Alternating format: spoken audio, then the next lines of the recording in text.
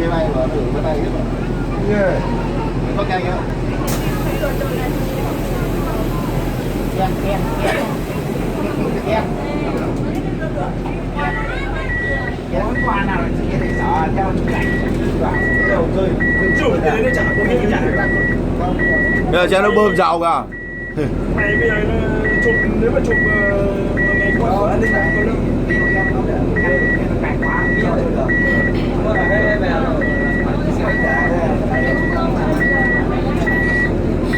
Đấy cho nó cũng tao rồi. Đấy là tao để Lấy nữa là hay. rồi cái này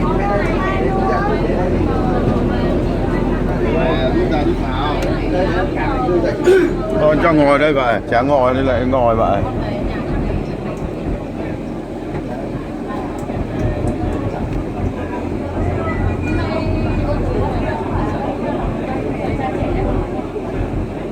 Sẽ đi đọc gấp rồi.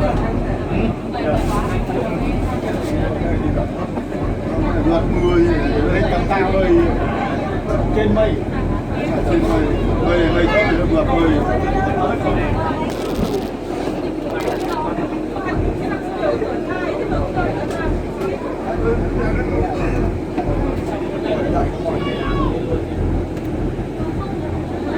Cái này dòng này nó cho vệ sinh rồi.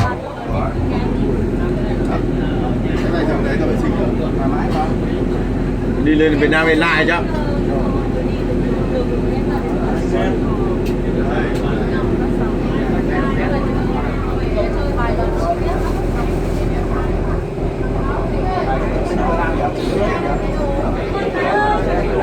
Bây giờ chắc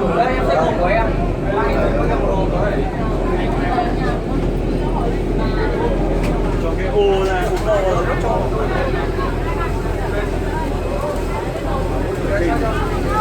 đừng cái chờ đi em ạ.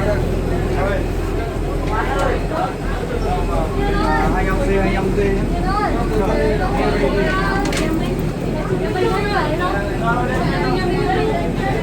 À, nó còn vé nữa nhỉ?